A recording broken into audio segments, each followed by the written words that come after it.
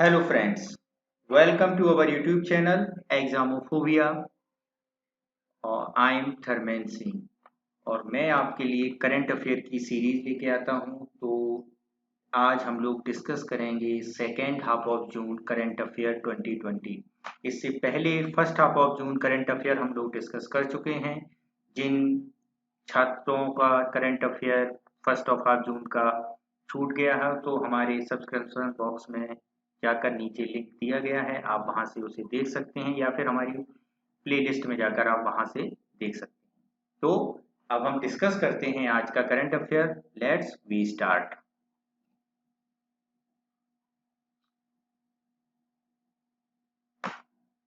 तो हमारा पहली न्यूज है महाराष्ट्र से। तो महाराष्ट्र सरकार ने एक प्रोजेक्ट प्लेटना लॉन्च की है। अब प्रोजेक्ट प्लेटना क्या है इसके बारे में देखते हैं। तो दुनिया की सबसे पहले तो आप ये समझिए, ये दुनिया का सबसे बड़ा प्लाज्मा थेरेपी है। क्या है प्लाज्मा थेरेपी? अगर हम प्लाज्मा थेरेपी के बारे में बात करें तो प्लाज्मा थेरेपी जो होती है किसी मरीज की एंटीबॉडीज, जो उस बीमारी से लड़ने के लिए शरीर जो एंटीबॉडीज बनाता है, तो उसी की एंटीबॉडीज निकालकर बीमार ग्रसित मरीज के शरीर में प्रवेश कराया जाता है और उसकी एंटीबॉडीज क्रिएट करने की क्षमता को बढ़ाया जाता है। तो तो ये है आपकी प्लाज्मा थेरेपी का एक मोटा मोटा सिद्धांत जो मैंने आपको बताया। तो अब इसमें हम देखते हैं कि महाराष्ट्र सरकार ने क्या किया है। महाराष्ट्र सरकार ने 29 जून 2020 को एक परियोजना लॉन्च की जिसका नाम क्या है, प्लेटना। और इसको लॉन्च की किसने? महाराष्ट्र के चीफ मिनिस्टर उद्धव ठाकरे ने। अब इस परियोजना के लिए भारतीय चिकित्सा अनुसंधान परिषद और ने महाराष्ट्र सरकार के कोविड 19 अस्पतालों में भर्ती कोविड 19 पॉजिटिव रोगियों में प्लाज्मा थेरेपी के इस्तेमाल करने की स्वीकृति दे दी है। ठीक है, इस परियोजना में अगर होगा क्या तो ये भी देख लें। परियोजना के अंतर्गत प्लाज्मा थेरेपी परीक्षणों का खर्च राज्य सरकार द्वारा वहन किया जाएगा और इसके अंतर्गत मुख्यमंत्री राहत कोष से 16 करोड़ 85 करोड़ रुपए यानी 16 करोड़ 85 लाख रुपए भी मंजूर किए गए हैं।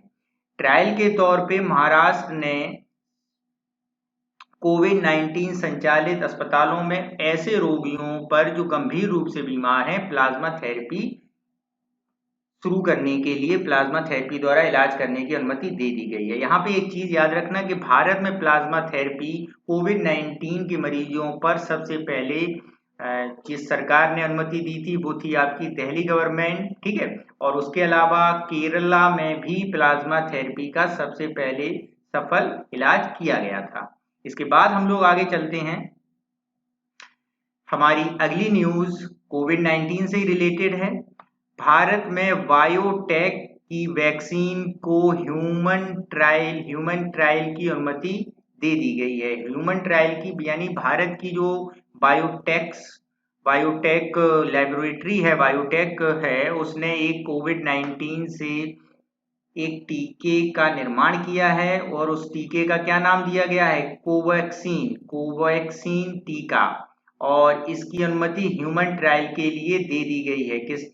और ये जो ट्रायल होगा ये जो होगा चरण फर्स्ट और चरण सेकंड के लिए ये ट्रायल दिया गया है। इसका ध्यान रखना, चरण फर्स्ट और चरण सेकंड के लिए, जिसमें के अंतर्गत इसका ह्यूमन ट्रायल पर यानी मनुष्यों पर प्रयोग के लिए अनुमति दे दी जाती है। ठीक है, जो आपका सेकेंड चरण का ट्रायल होता है इसमें मनुष्य को जो किसी बीमारी से ग्रसित हैं उसमें जो दवाई बनाई जाती है उसका ट्रायल देना की प्रारंभ कर दिया जाता है। तो जरा इसमें देखते हैं। हैदराबाद की भारत बायोटेक कोवैक्सीन का टीके को ह्यूमन ट्रायल की अनुमति मिल गई है और इसे drug controller journal of India यानी DCGI ने इस कंपनी को ICMR के साथ इस टीके के परीक्षण की अनुमति प्रदान की गई है।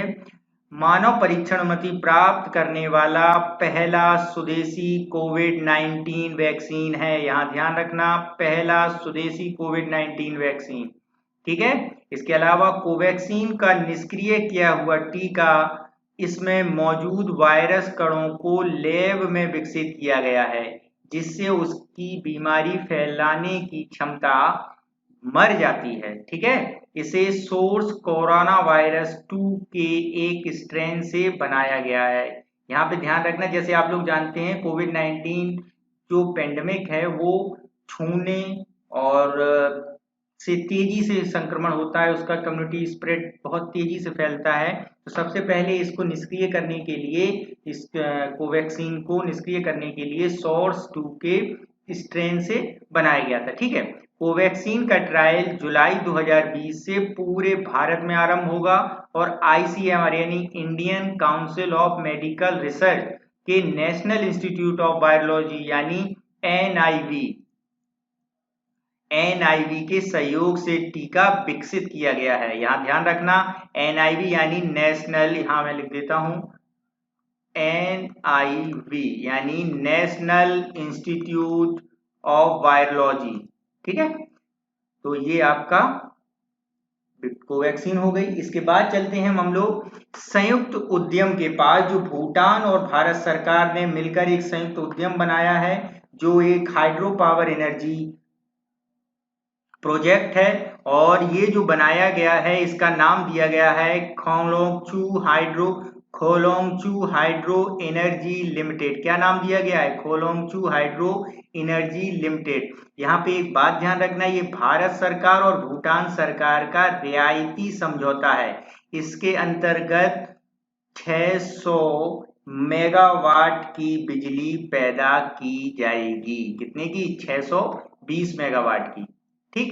और इसके अलावा हम देखते हैं कि इसका कार्यान्वयन और इसको कौन कौन सी कंपनियां काम कर रही हैं इसके साथ। तो इसके साथ मैं बता दूं, भूटान की ड्रग ग्रीन पावर कॉरपोरेशन और भारत की सतलज जल विद्युत निगम लिमिटेड के बीच ये संयुक्त उद्यम बनाने की बात की गई है। और इस संयुक्त इंडस्ट्री का नाम होगा खोलोंगचू हाइड्रो एनर्जी लिमिटेड। क्या होगा? Kholongchu hydro energy limited. ठीक है। और इसको अगर हम देखें, खोलोंगची पनबिजली परियोजना कहाँ पर है? ये भूटान के त्रास यांगसे जिले के में खोलोंगचू नदी पर स्थित है। किस नदी पर? खोलोंगचू नदी पर स्थित है। और इसकी क्षमता कितनी है? 600 मेगावाट, जैसा कि मैंने आपको बताया था। और 2025 की दूसरी छमाही तक इसका क्या हो जाएगा? पूर्ण हो जाएगा। यहाँ एक चीज और याद रखना कि इसके अलावा भी भारत सरकार 2 परियोजनाओं पे काम कर रही है। जैसे 2019 में परियोजना थी मांगदेछू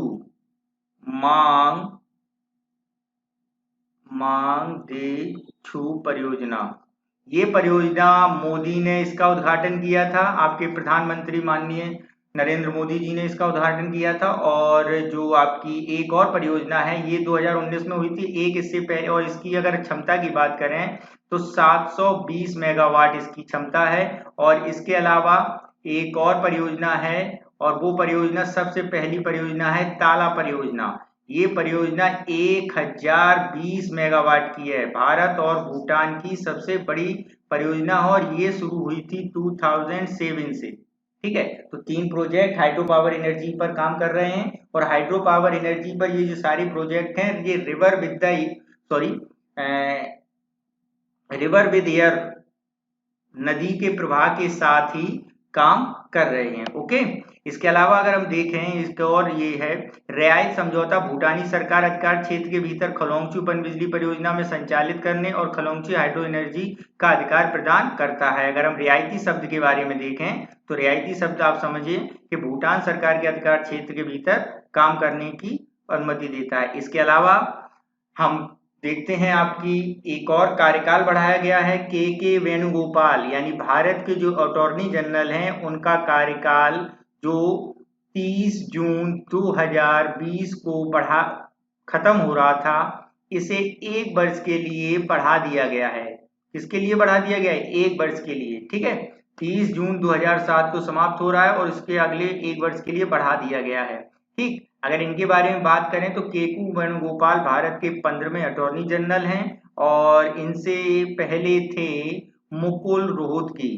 ठीक है, इसके अलावा हम के वेणुगोपाल के बारे में एक बात बता दूं, भूटान सरकार के जब संविधान का गठन हुआ था, भूटान सरकार के संविधान के गठन के दौरान राजशाही परिवार के कानूनी सलाहकार थे, यानी राजशाही परिवार के कानूनी सलाहकार के रूप में भी इन्होंने काम किया है, ये बात ध्यान रखना। ठीक है, अगर हम बात करें अटॉर्नी जनरल जो भारतीय संविधान में एक संवैधानिक पद है, इसके बारे में एक बार डिस्कस कर लेते हैं। अटॉर्नी जनरल होता है भारतीय संविधान के आर्टिकल 76 में, भारत का एक अटॉर्नी जनरल होगा और इसका कार्यकाल भारत के राष्ट्रपति द्वारा तय किया जाएगा और इसके अलावा इसे वो सारे पावर दिए जाते हैं जो एक लोकसभा के सदस्य को दिए जाते हैं, लेकिन इनको लोकसभा की मीटिंग में भाग ले सकते हैं, अपनी बात रख सकते हैं, लेकिन वोटिंग में नहीं कर सकते। यहाँ ध्यान रखना, वोटिंग नहीं कर सकते हैं, राष्ट्रपति के चुनाव में वोट नहीं दे सकते हैं और अन्य किसी भी प्रकार की वोटिंग में भाग नहीं ले सकते हैं। अगर हम बात करें, पहले अटॉर्नी जनरल थे MC सीतलवाड़ा। कौन थे? MC सीतलवाड़ा, जो 1950 से 1963 तक रहे थे। इसके अलावा बात करते हैं हम लोग अगली PM, प्रधानमंत्री formalisation of micro food processing enterprises. एक योजना बनाई गई है आत्मनिर्भर भारत बनाने की ओर, अग्रसर बढ़ने की ओर। तो भारतीय फूड प्रधानमंत्री formalisation of micro food processing enterprises PMFI योजना के अंतर्गत 10,000 करोड़ का व्यय के साथ 2020-21 से 2024-25 तक 5 वर्षों की अवधि के लिए ये लागू की गई है। यहाँ पे एक बात याद रखना कि ये जो परियोजना है ये आत्मनिर्भर भारत बनाने की ओर के ही अभियान की अगली कड़ी के रूप में बनाई गई है, ये बात आप लोग याद रखना। और दूसरी बात ये कि इसको खाद्य प्रसंस्करण मंत्री श्रीमती हरसिमरत कौर बादल ने लॉन्च की है और ये खाद्य प्रसंस्करण को वित्तीय और तकनीकी और व्यावसायिक सहायता इसके अंतर्गत प्रदान की जाएगी। ठीक है, अगर हम इसमें बात करें स्टेट और सेंटर वर्सेस स्टेट के रेशियो के बारे में, तो सभी स्टेटों को सेंटर और स्टेटों के बीच ये रहेगा 60:40 के अनुपात में वित्तीय सहायता दी जाएगी। केवल पूर्ववर्ती राज्यों और पहाड़ी राज्यों के बीच 90:10 का रहेगा और केंद्र शासित प्रदेशों में जो जहां पर विधानसभा नहीं है वहां पर 100% केंद्र सरकार द्वारा दिया जाएगा और जहां पर जैसे दिल्ली और आपका पांडिचेरी है वहां पर 60:40 में ही कंट्रीब्यूशन वित्तीय सहायता का दिया जाएगा। ओके, इसके बाद हम लोग अगली न्यूज पर चलते हैं।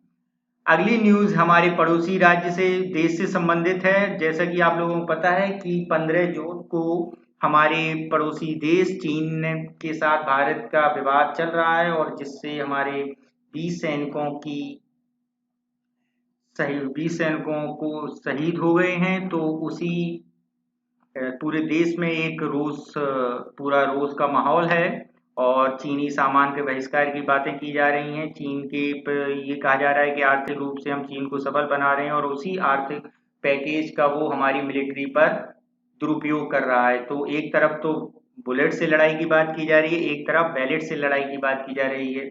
तो उसी की श्रृंखला में, उसी के एक एग्जाम्पल के रूप में हम देख सकते हैं कि भारत सरकार ने 59 चाइनीज ऐपों को क्या कर दिया है? प्रतिबंधित कर दिया है।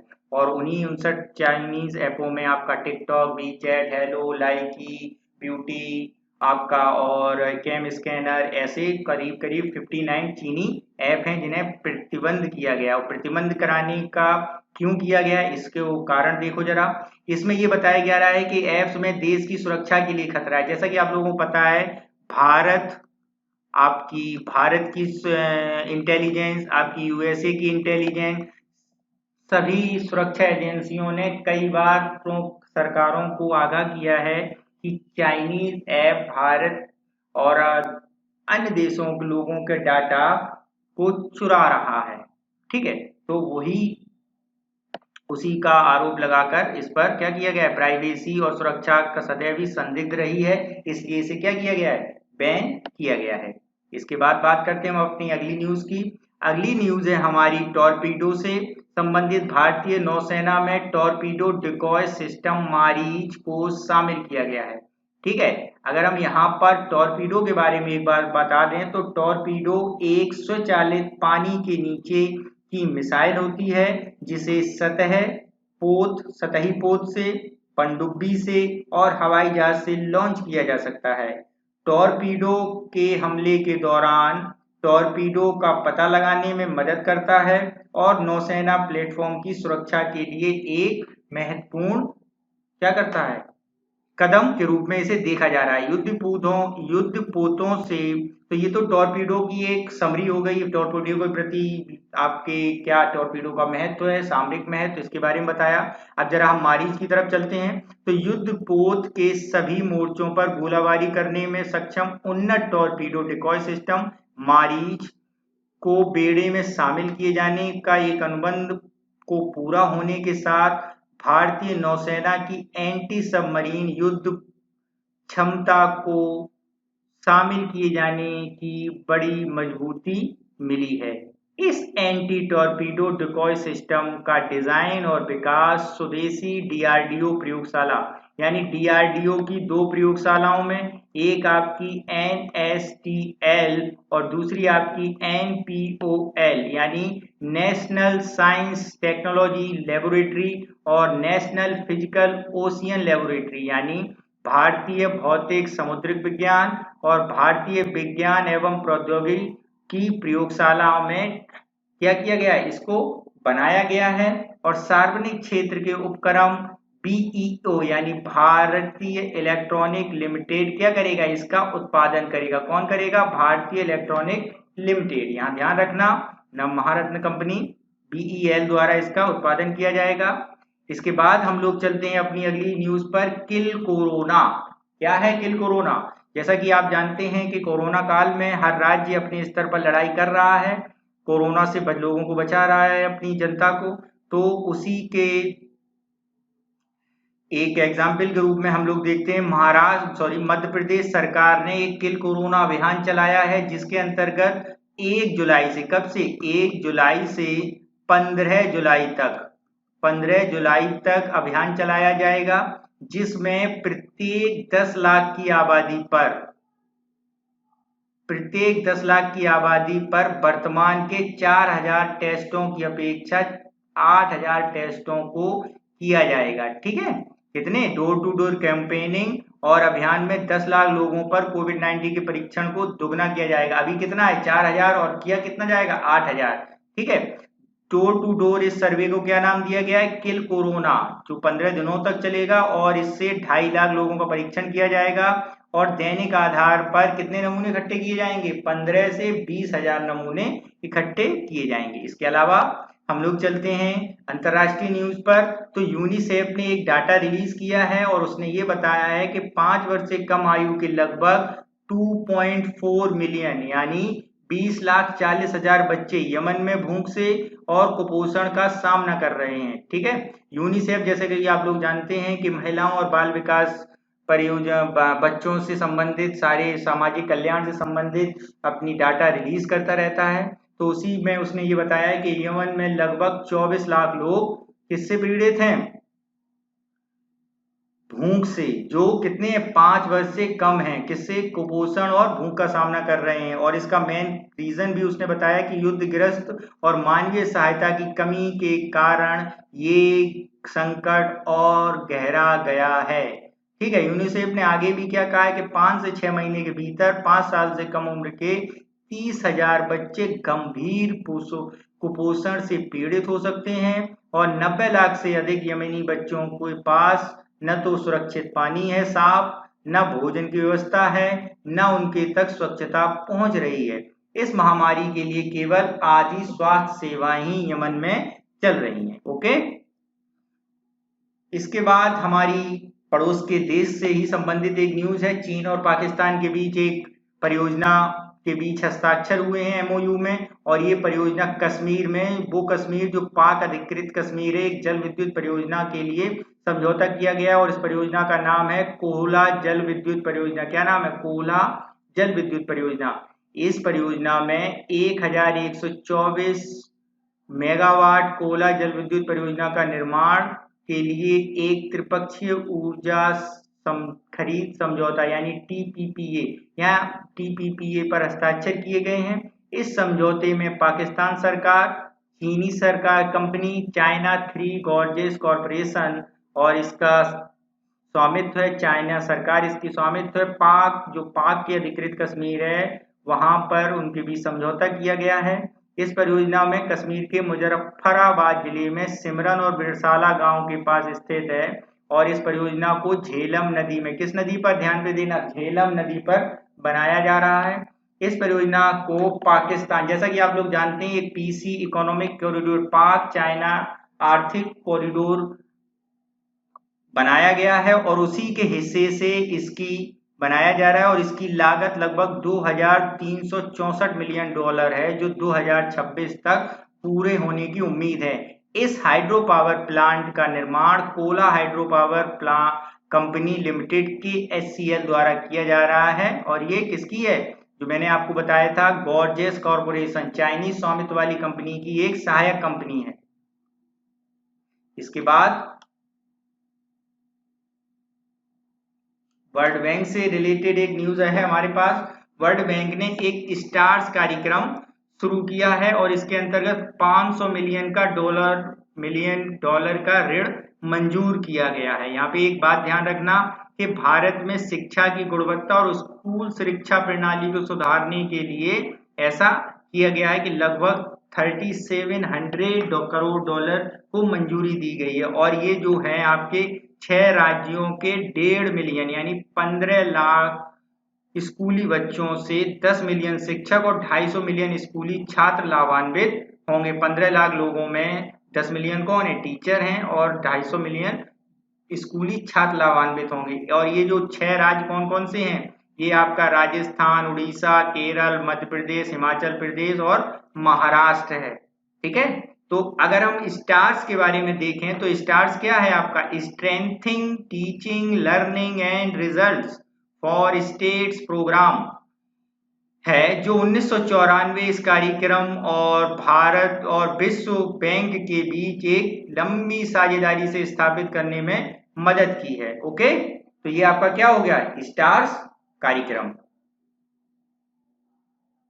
इसके बाद बात करते हैं हम लोग अपनी अगली न्यूज पर। तो हमारी अगली न्यूज है कश्मीर से रिलेटेड, ये भी है कि कश्मीर में 2 पुलों का उद्घाटन किया गया, 2 सेतुओं का, एक आपका देविका और एक आपका पुनेजा, जिसमें कि एक सामरिक दृष्टि से भी ये महत्वपूर्ण, लोगों की पहले से ही चली आ रही मांगों का भी एक परिणाम है।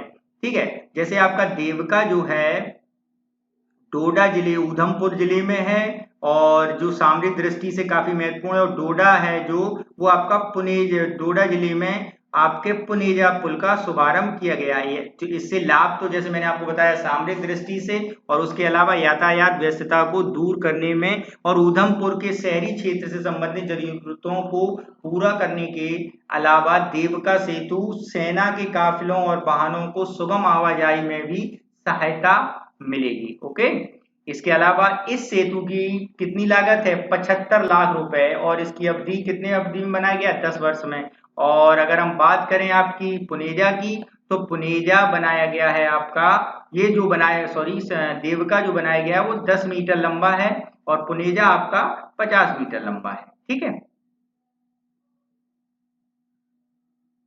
इसके बाद अगर हम बात करते हैं अपनी अगली न्यूज पर, वो है हमारी कोविड-19 के प्रसार को निर्धारित करने के लिए नई दिल्ली में सीरो सर्वे शुरू किया गया है। जैसा कि आप लोग जानते हैं कि दिल्ली में बहुत तेजी से कोविड-19 के केस बढ़ रहे हैं, तो डोर टू डोर कैंपेन करते हुए तेजी से रैपिड फायर में यानी तेजी से कोविड-19 का परीक्षण टेस्ट करने की भारत सरकार ने एक अभियान छोड़ा है।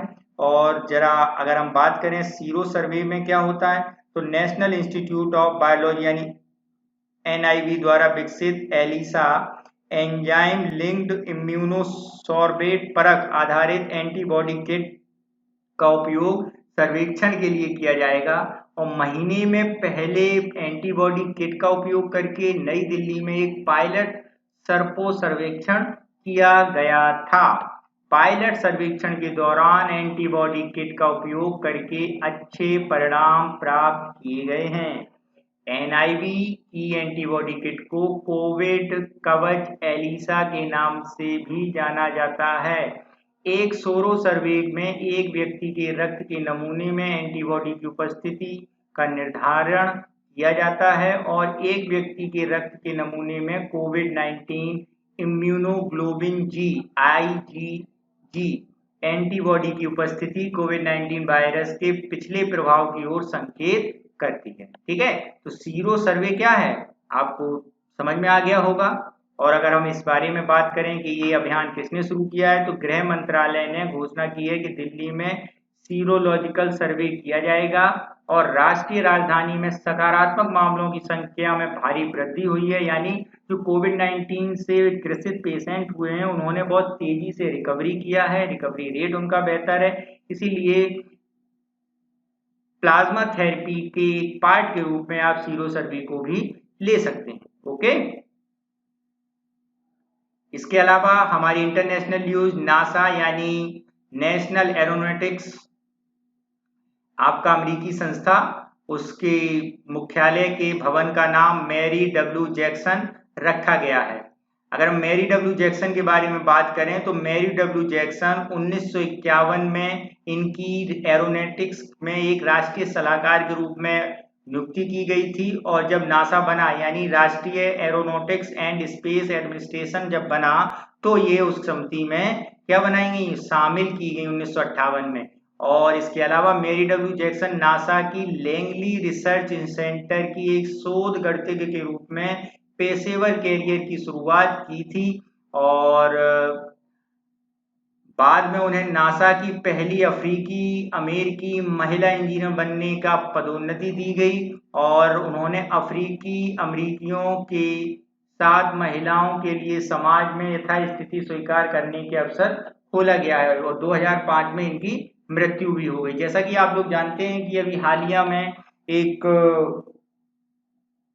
घटना घटी थी अमेरिका में, USA में, ब्लैक और जिसके कारण ब्लैक और आपके व्हाइट और ब्लैक इशू क्रिएट हुआ था। एक ब्लैक जैमसन की हत्या हो गई थी कि पुलिस के द्वारा, तो उसी के विरोध में ये किया गया था। तो इसी कारण जो सरकार और संस्थाएं लोगों को ये एहसास कराना चाहती हैं कि आपके साथ कोई भेदभाव नहीं होगा, आपके साथ कोई भेदभाव कभी हुआ ही नहीं है और आप लोगों के साथ हम लोगों ने बराबरी का काम किया है, साथ किया, तो उसी को ध्यान में रखते हुए एक ये भी एक उसी के तौर पे देखा जा सकता है। और दूसरी बात आपका जो ये 2016 में एक हिडन फिगर्स दिखाई दी गई थी, एक सड़क का नाम किया गया था, जैसे कि वॉशिंगटन DC में नासा के मुख्यालय के बाहर की सड़क को 2019 में हिडन फिगर्स के रूप में भी नामित किया गया है। ओके, तो ये आपका मैरी डब्ल्यू जैक्सन के बारे में हो गया ब्रीफली इंट्रोडक्शन। इसके बाद हम लोग आगे चलते हैं।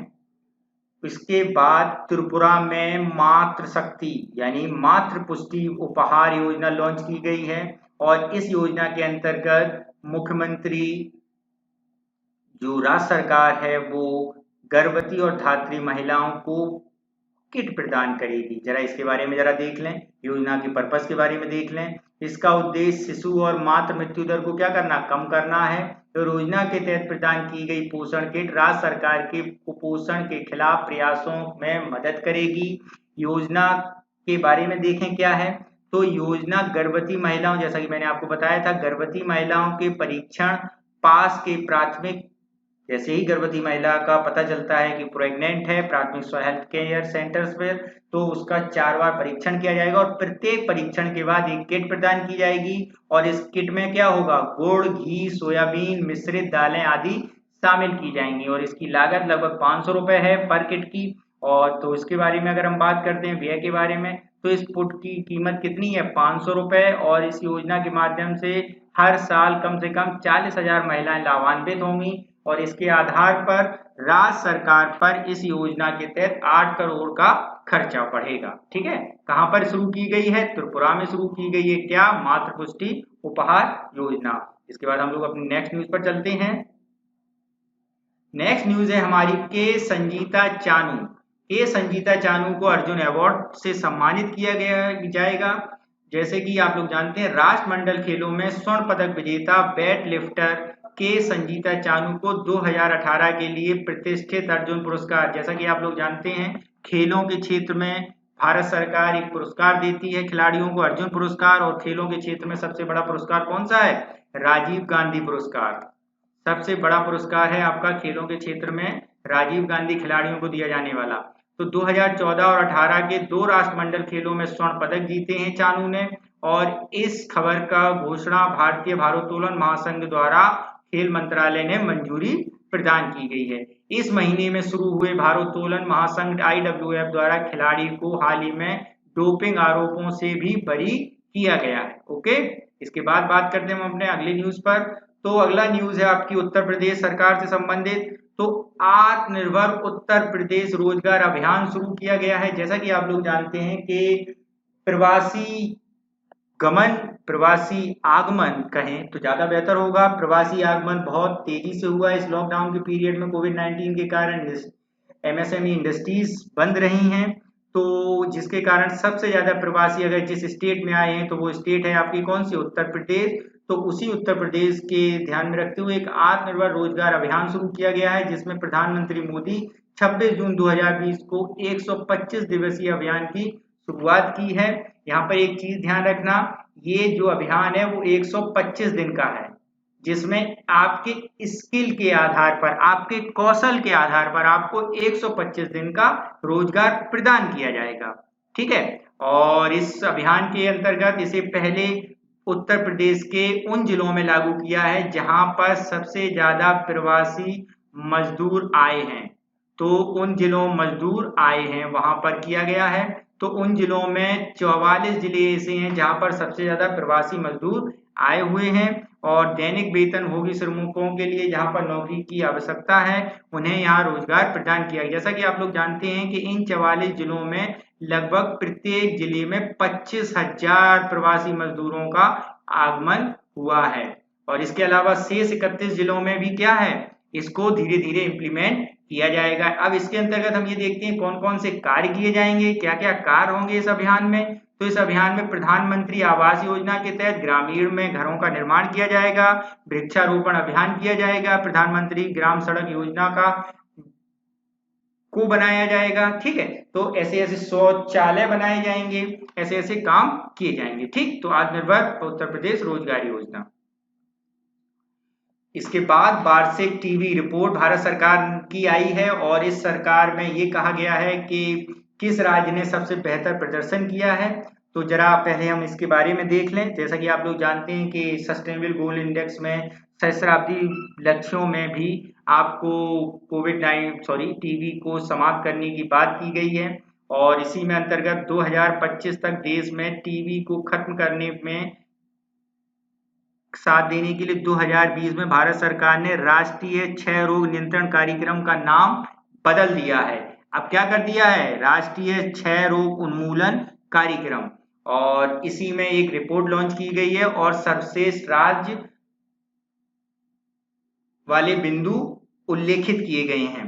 तो सर्वश्रेष्ठ राज्यों, जैसे राज्यों की कैटेगरी 2 कैटेगरी में बांटे गए हैं राज्य, एक आपके बड़े राज्य हैं और एक आपके छोटे राज्य हैं। अगर हम बड़े राज्यों की बात करें तो वो जिनकी आबादी 50 लाख से ज्यादा है और जिनकी आबादी 50 लाख से कम है वो छोटे राज्यों में है। तो 50 लाख से अधिक आबादी वाले बड़े राज्यों में क्या किया गया है, कौन कौन से राज्य हैं बेहतर प्रदर्शन? गुजरात ने सबसे बेहतर, उसके बाद आपका आंध्र प्रदेश ने बेहतर प्रदर्शन, उसके बाद आपका हिमाचल प्रदेश ने। अगर हम यही छोटे राज्यों की बात करें तो आपके नागालैंड और त्रिपुरा ने सर्वश्रेष्ठ प्रदर्शन किया है। अगर हम यहीं पर यूनियन टेरिटरी यानी केंद्र शासित प्रदेशों के बारे में बात करें,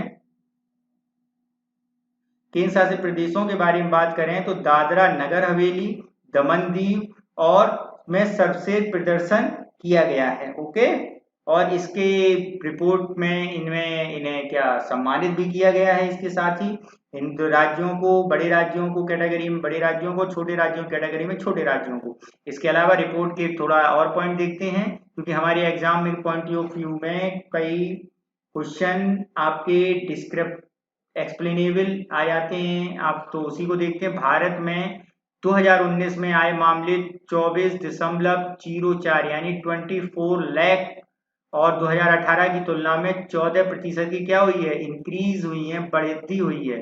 ठीक है। और इन मामलों में 6,64,584 मामले निजी हेल्थ केयर सेक्टर को द्वारा समाप्त रिपोर्ट किए गए हैं। और एक निक्षय प्रणाली, जैसा कि आप लोग जानते हैं, तहत 4 योजनाएं लाभार्थियों को प्रत्यक्ष लाभ के अंतर्गत डीबीटी के माध्यम से प्रदान की जाने वाली वित्तीय सहायता विस्तृत प्रावधान किया गया है। देश के लगभग प्रत्येक ग्रामीण क्षेत्र में 4.5 लाख से अधिक क्या है, डॉट सेंटर है। जैसा कि आप लोग जानते हैं, टीबी की लड़ाई में डॉट सेंटरों को बनाया गया था और वहां से दवाई का वितरण किया जाता था।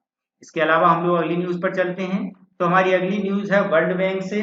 तो वर्ल्ड बैंक ने रोड कनेक्टिविटी सुधारने के लिए बांग्लादेश सरकार को $500 मिलियन की मंजूरी दी है। जैसा कि आप लोग जानते हैं कि किसी भी देश को अगर अपनी प्रोग्रेस करना है तो उसको अपनी टेक्नोलॉजी, उसको अपनी रोड, उसको अपनी फाइनेंस, उसके अपने देश में सुरक्षा प्रदान करनी है। तो ये रोड वाला जो फॉरम है, उसको कनेक्टिविटी को बेहतर बनाने के लिए $500 मिलियन का ऋण मंजूर किया गया है। किसके द्वारा, वर्ल्ड बैंक द्वारा। तो जरा हम इसका डिस्क्रिप्टिव में देख लें। तो यह 110 किलोमीटर की परियोजना बांग्लादेश सरकार और देश के पश्चिमी भाग में 260 किलोमीटर के आर्थिक गलियारे के विकसित करने की एक योजना का हिस्सा होगा।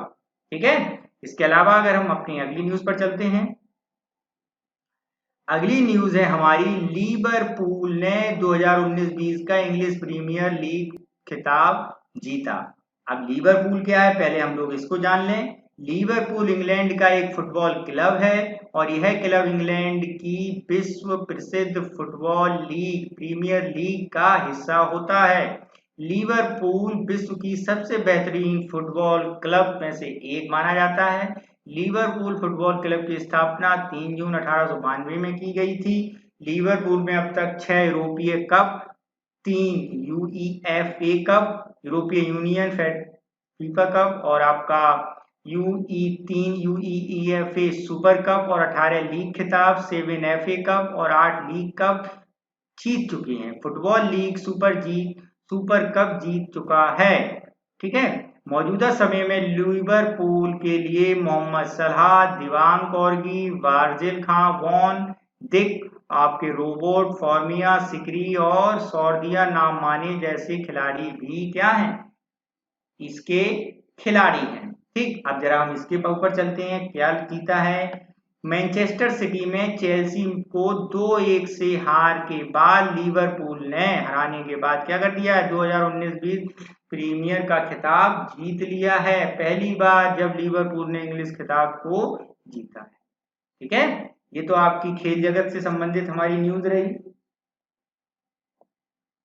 इसके बाद हम लोग अपनी अगली न्यूज पर चलते हैं। अगली न्यूज है हमारी, भारत के बाहर। जैसा कि आप लोग जानते हैं, अभी हालिया में 21 जून को क्या मनाया गया है, 21 जून को योग दिवस के रूप में मनाया जाता है। तो इसी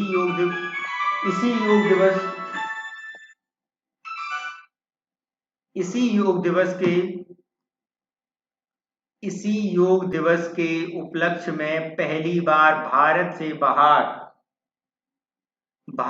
बाहर पहला योग विश्वविद्यालय लॉस एंजल्स में खोला गया है। कहां पे खोला गया है, लॉस एंजल्स में। 23 जून को अमेरिका के लॉस एंजल्स में शुरू किया गया और इस योग दिवस का नाम क्या किया गया है, स्वामी विवेकानंद के नाम पे रखा गया है। जैसा कि आप लोग जानते हैं कि 1893 में एक धर्म सभा हुई थी, जहां पर स्वामी विवेकानंद ने क्या किया था, सारे विश्व के धर्मावलंबियों का मुंह बंद किया और भारतीय संस्कृति, भारतीय कला और भारतीय योग के बारे में अवगत कराया था। तो इसी कारण इस योग दिवस का, इस विश्वविद्यालय का नाम जो भारत के बाहर बनाया जा रहा है, क्या रखा गया है, स्वामी विवेकानंद के नाम पर रखा गया है। इस विश्वविद्यालय का नाम विवेकानंद योग विश्वविद्यालय रखा गया है। इस विश्वविद्यालय को 6वें अंतर्राष्ट्रीय योग दिवस के स्मरणोत्सव के एक भाग के रूप में लॉन्च किया गया है। ठीक है, इसके अलावा SY जो इसके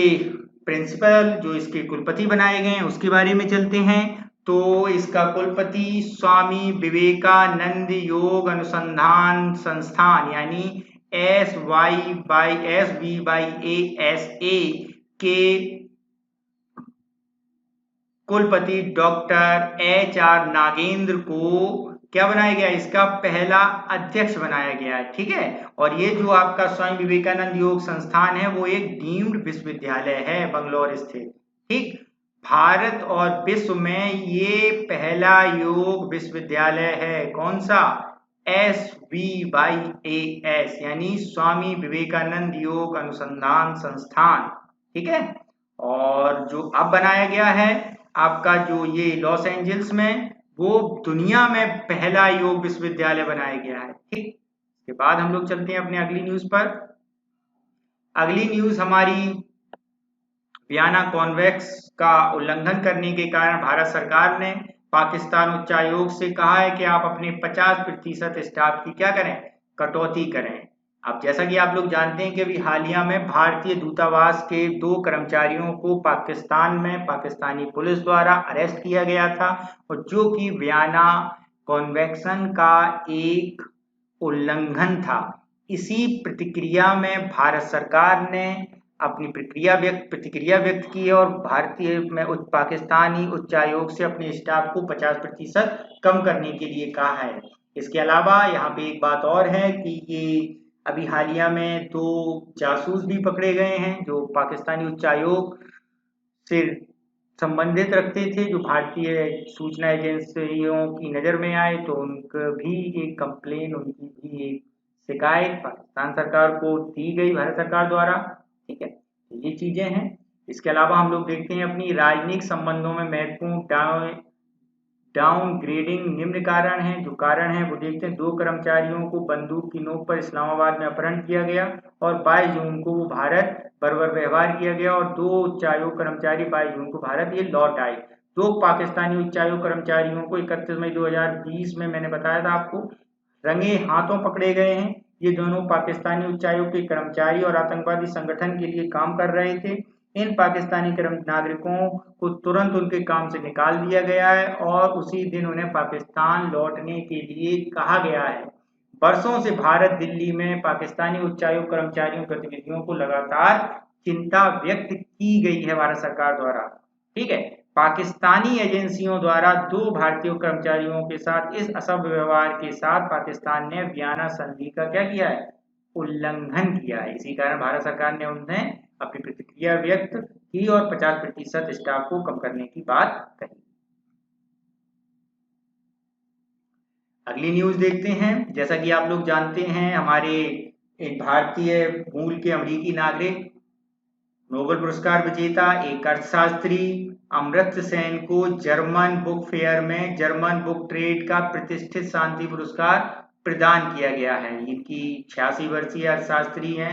वैश्विक न्याय और सामाजिक असमानता पर अपने दशकों के से किए गए काम के कारण उन्हें इस पुरस्कार के लिए नामित किया गया है। ठीक है, अगर हम बात करें इन्होंने का योगदान के बारे में, तो कल्याण अर्थशास्त्र के एक महत्वपूर्ण योगदान उन्होंने दिया है, जिसमें उन्होंने बात की थी कि संसाधनों के बंटवारे में सामाजिक कल्याण का विशेष प्रभाव पड़ता है, इसलिए प्रत्यक्ष रूप से आय का वितरण से संबंधित है।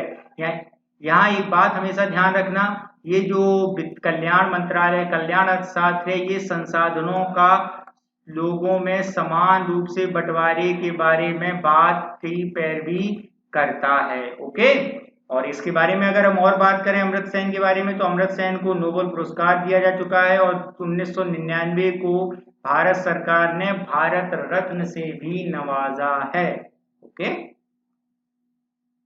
इसके अलावा हमारा अगला कार्यक्रम युक्ति 2.0 लॉन्च किया गया है, प्लेटफॉर्म लॉन्च किया गया है, और ये लॉन्च किया हमारे केंद्रीय मानव संसाधन विकास मंत्री रमेश पोखरियाल ने। युक्ति 2.0 आरंभ किया और 2.0 वेब पोर्टल के पहले संस्करण का एक तार्किक विस्तार है। युक्ति का मतलब क्या है? Young India combating Covid with knowledge technology and innovation. उच्च शिक्षा संस्थानों से कई बेहतरीन संसाधनों की पहचान के लिए युक्ति पोर्टल लॉन्च किया गया है। अब जरा इसके बारे में देखते हैं। युक्ति 2.0 पोर्टल नई दिल्ली उच्च संस्थान यानी आईआईटी दिल्ली के द्वारा दिया गया है और इस पोर्टल के माध्यम से स्टार्टअप इक्यूएटरों से व्यावसायिक क्षमता रखने वाले बहुत समग्र और व्यापक तरीके से प्रौद्योगिकी को अधिग्रहण किया जाएगा। ओके, तो ये आपका युक्ति प्लेटफॉर्म हुआ। और यहाँ से अगर आप समझें सीधे सरल भाषा में, जो आईआईटी दिल्ली के स्टूडेंट्स हैं उनके जो छोटे छोटे स्टार्टअप हैं, उनके जो छोटे छोटे आइडिया हैं, उनको प्रमोट किया जाएगा, उनको अवार्ड किया जाएगा और दूसरी बात उन्हें आर्थिक सहायता भी दी जाएगी। ओके, तो ये प्रोग्राम क्या है आपका युक्ति 2.0 प्लेटफॉर्म, इसीलिए एक वेब पोर्टल बनाया गया है जहां पर जाके छात्र स्टूडेंट्स अपनी छोटे छोटे स्टार्टअप को लॉन्च कर सकता है, वहां जाकर उनसे जुड़ सकता है। यानी एक मार्केट, एक नॉलेज और एक बाजार भी प्रदान करेगा। इसके अलावा भारत, चाइना और रसिया के बीच एक सुरक्षा परिषद की सीट के लिए रसिया ने समर्थन किया है। यहाँ पर एक ध्यान देना, भारत, रूस और चीन के विदेश मंत्रियों की 23 जून को एक बैठक आयोजित की गई और इसमें मंत्री सर्गेई लावरेल द्वारा RIC बैठक में द्वितीय विश्व युद्ध में समापन के बाद संयुक्त राष्ट्र की 75वीं वर्षगांठ पर आयोजित की। जैसा कि आप लोग जानते हैं, द्वितीय विश्व युद्ध में नाजियों को हराने के कारण विजय दिवस के रूप में रूस में मनाया जाता है और इसी विजय दिवस में भारतीय सेना भी वहां पर शामिल हुई वहां की परेड में। और पहले भारत की एक ही टुकड़ी शामिल होती थी, लेकिन इस वर्ष थल सेना, भारत की थल, वायु और जल तीनों सेनाओं ने परेड में भाग लिया। ठीक है, अब जरा इसके मुख्य पॉइंट देखते हैं।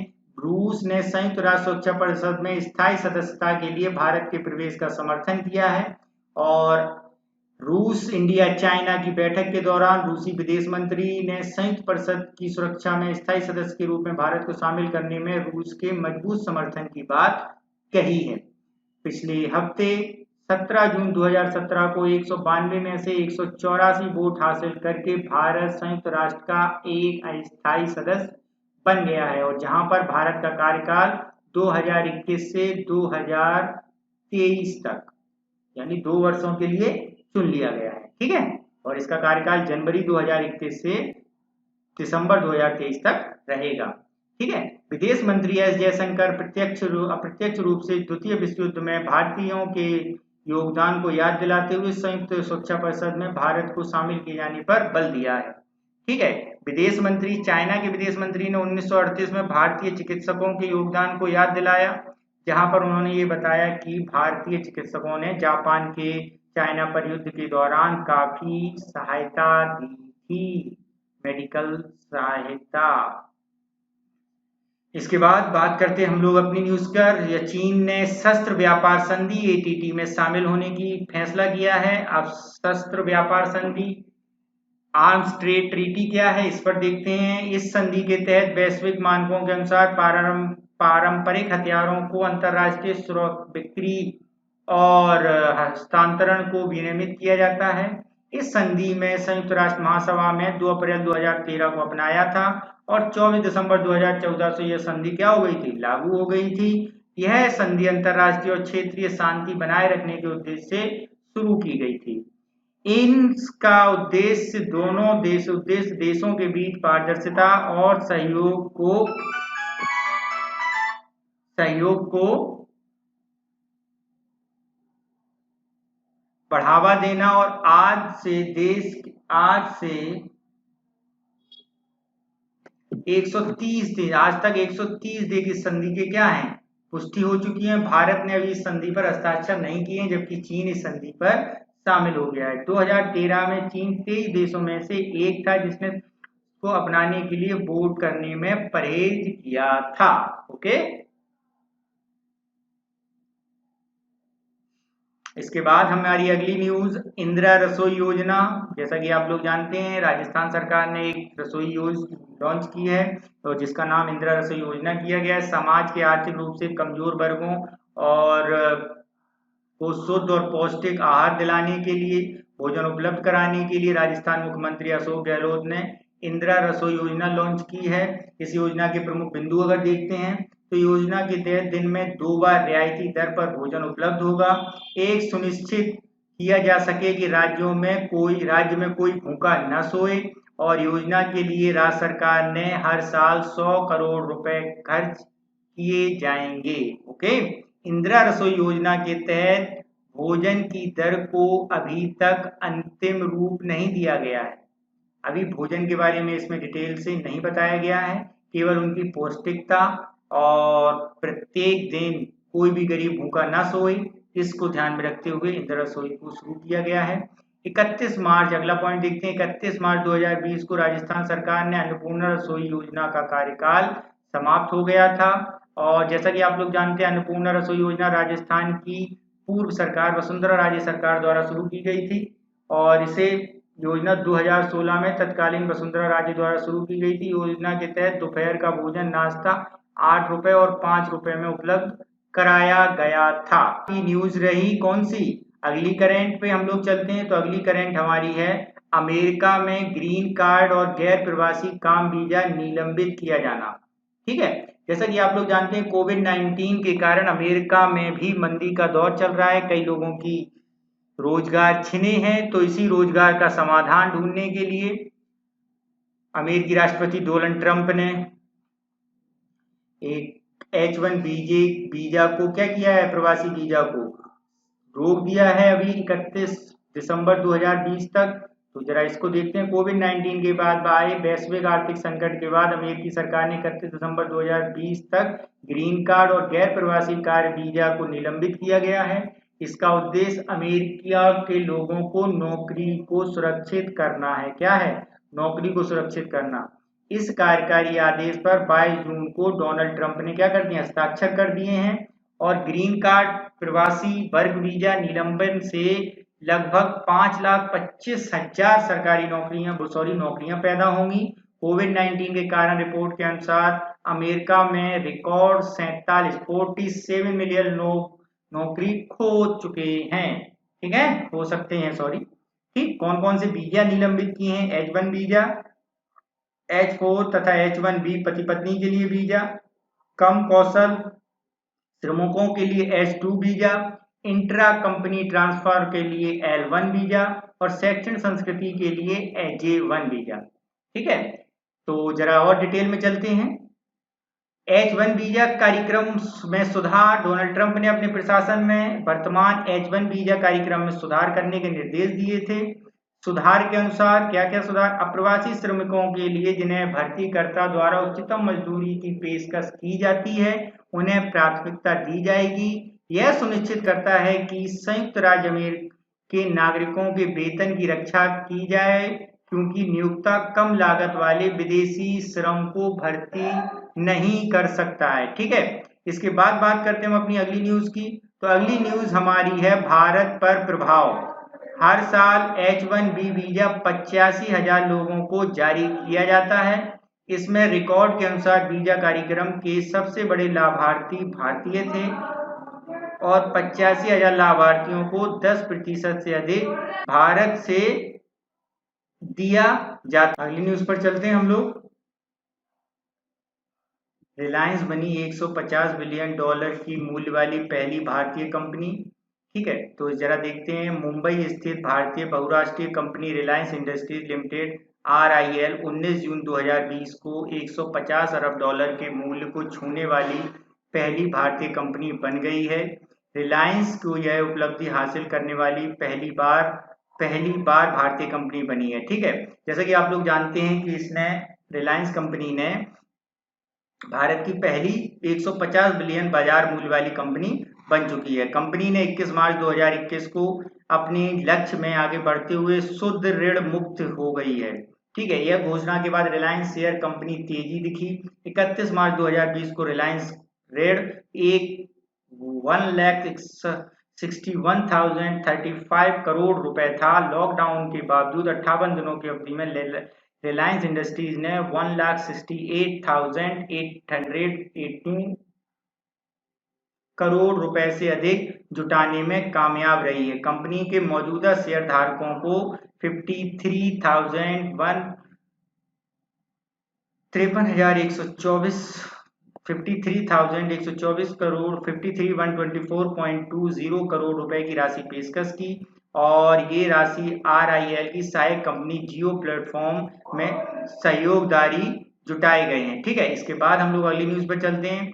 इंस्टीट्यूट ऑफ मैनेजमेंट डेवलपमेंट ने वैश्विक प्रतिस्पर्धा सूचकांक जारी किया है। इंस्टीट्यूट ऑफ मैनेजमेंट डेवलपमेंट ने हाल ही में विश्व प्रतिस्पर्धा सूचकांक जारी किया।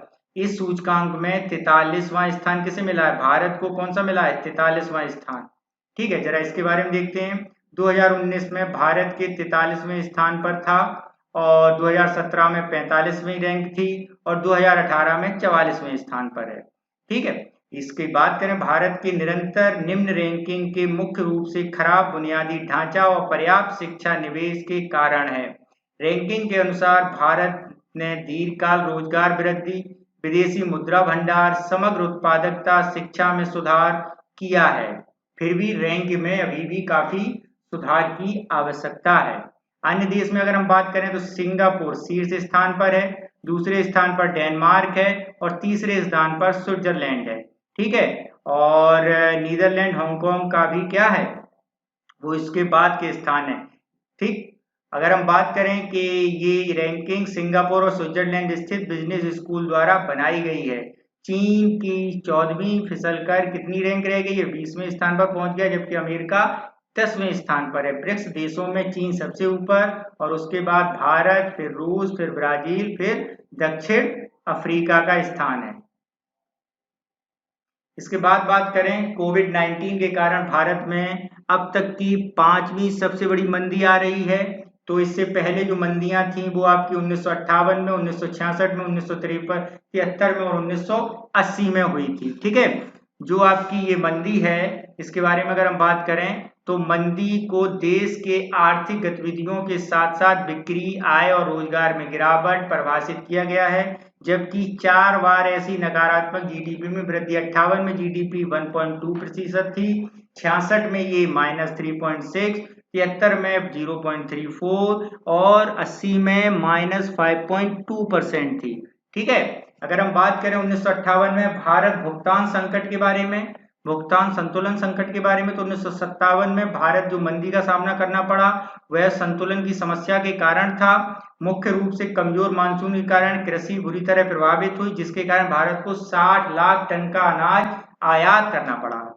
ठीक है, 1966 में क्या हुआ था? 62 में चीन का युद्ध, 65 में पाकिस्तान के युद्ध के कारण भारतीय अर्थव्यवस्था बिल्कुल तहस नहस हो गई और 66 में सूखे के कारण 20% तक की गिरावट, खाद्यान्न उत्पादन 20% का गिरावट आई थी। ठीक है, इसके बाद बात करें 73 का ऊर्जा संकट से रिलेटेड था। दुनिया में पहला ऊर्जा संकट का सामना करना पड़ा। ओपेक यानी अरब पेट्रोलियम निर्यातक देशों का संगठन ने तेल आर्थिक प्रतिबंध की घोषणा कर दी। इस संगठन ने उन देशों को निशाना बनाया जो इजराइल का समर्थन करते थे। इससे तेल की कीमतों में 400% की वृद्धि हुई और भारत तेल आयात 1972 से में 414 बिलियन डॉलर से बढ़कर 1973 में 900 मिलियन डॉलर हो गया था। ठीक है, 1980 में ऑयल शॉक, 1980 में दुनिया की दूसरी सबसे बड़ी ऑयल शॉक देखा गया, जहां ईरानी क्रांति के कारण तेल के उत्पादन में कमी का कारण हुआ और क्रांति के बाद ईरान और इराक में युद्ध का कारण और बढ़ गया और इससे भारत में भुगतान संकट पैदा हो गया। कोविड-19 का संकट इससे आर्थिक पिछले सभी मंदी के मुकाबले सबसे खराब है। अंतरराष्ट्रीय संगठनों को उम्मीद है कि भारत की विकास दर 5 से 6.1 की गिरावट आएगी। इसके बाद बात करते हैं हम अपनी अगली न्यूज पर। यूनेक्टेड विश्व निवेश रिपोर्ट जारी की। 16 जून 2020 को व्यापार और विकास के संयुक्त राष्ट्र सम्मेलन में अपनी विश्व रिपोर्ट 2020 जारी की। इस रिपोर्ट के अनुसार 2019 में एफडीआई का 9वां सबसे बड़ा प्राप्तकर्ता देश कौन बना? भारत बना। ठीक है, इस रिपोर्ट के अनुसार 2018 में भारत का प्रत्यक्ष विदेशी निवेश 42 बिलियन डॉलर से बढ़कर 2019 में 51 बिलियन डॉलर हो गया। एशिया के से क्षेत्र में भारत शीर्ष 5 देशों में शामिल है। ठीक है, रिपोर्ट के अनुसार भारत में डिजिटल क्षेत्र में निवेश अत्यधिक आशाजनक है। 2020 में पहली छमाही में निवेशकों ने 650 मिलियन डॉलर के सौदे को अधिकांश डिजिटल क्षेत्र में हुए हैं। इस रिपोर्ट में कहा गया है कि 2019 की तुलना में 2020 में वैश्विक एफडीआई प्रवाह 40% की कमी आई और 2005 के बाद पहला मौका जब वैश्विक एफडीआई 1 ट्रिलियन अमेरिकी डॉलर का निशाने से नीचे चली गई। एशिया में विकासशील अर्थव्यवस्थाओं को प्रत्यक्ष विदेशी निवेश 2020 में 45% की गिर सकता है। दक्षिण एशिया में प्रत्यक्ष विदेशी निवेश 10% की वृद्धि हुई है। निवेश की वृद्धि मोटे तौर पे भारत में वृद्धि के प्रेरित थी। ओके, इसके बाद हम लोग अपनी अगली न्यूज पर चलते हैं। अगली न्यूज है वन धन योजना। वन धन योजना क्या है? स्वयं सहायता समूहों की संख्या को 18,000 से कितनी करना? 50,000 जो वन धन से जुड़े हैं।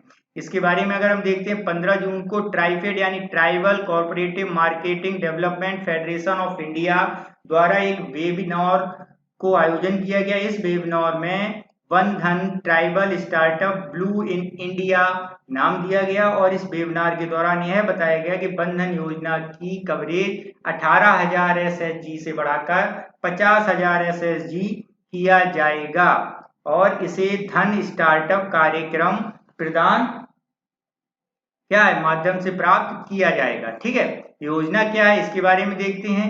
इस योजना में वन धन स्वयं सहायता समूहों के विस्तार किया जाएगा और 10 लाख की आदिवासी लोगों को कवर करने की योजना है।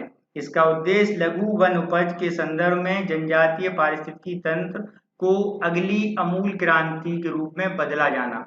जैसा कि आप लोग समझ रहे हैं कि ये जो योजना है ये ट्राइफेड यानी ट्रिब्यूनल यानी ट्राइबल रीजन से जुड़ी हुई है और यहाँ पर जो ग्रामीण क्षेत्र में जो अनुसूचित जनजाति क्षेत्र के लोग हैं वहां पर लोगों को स्वयं सहायता समूह उनके बढ़ाए जाएंगे और उन्हें के जो छोटे छोटे वन उत्पादित स्टार्टअप हैं उन्हें भारत की इकोनॉमी में अर्थव्यवस्था में जोड़ा जाएगा वन उत्पादों को। ठीक है, इसके बाद हम लोग अगली न्यूज पर चलते हैं। अगली न्यूज है हमारी पिछड़ा वर्ग आयोग से। तो जैसा कि आप लोग जानते हैं कि आर्टिकल 340 से राष्ट्रपति क्या कर सकता है? एक ओबीसी कमीशन का उद्घाटित कर सकता है, ओबीसी कमीशन बनाता है। तो उसी कमीशन को देखते हुए केंद्रीय मंत्रिमंडल ने क्या किया? इसका कार्यकाल 31/1/2021 तक विस्तृत कर दिया है, 6 महीने के लिए बढ़ा दिया गया है। ठीक है, इससे उन जातियों समुदायों से संबंधित सभी लोगों को फायदा होगा जो ईबीसी के केंद्रीय सूची में शामिल हैं लेकिन केंद्र सरकार के पदों और केंद्र सरकार के शैक्षणिक संस्थानों में प्रवेश के लिए वर्तमान ओबीसी आरक्षण योजना में उन्हें फायदा नहीं मिल रहा है। ठीक, जैसा कि आप लोग जानते हैं 2 अक्टूबर 2017 को राष्ट्रपति स्वीकृति के साथ संविधान के अनुच्छेद 340 मैंने आपको बताया था श्रीमती जी रोहिणी के अध्यक्षता वाले एक आयोग का गठन किया गया था और उसी आयोग का कार्यकाल बढ़ाया गया है। अगली न्यूज पर चलते हैं। तो अगली न्यूज है हमारी कुशीनगर हवाई अड्डे को एक अंतरराष्ट्रीय हवाई अड्डा घोषित किया गया है। जैसा कि आप लोग जानते हैं कुशीनगर बौद्ध धर्म से रिलेटेड महात्मा बुद्ध से रिलेटेड स्थानों के समीप स्थित है।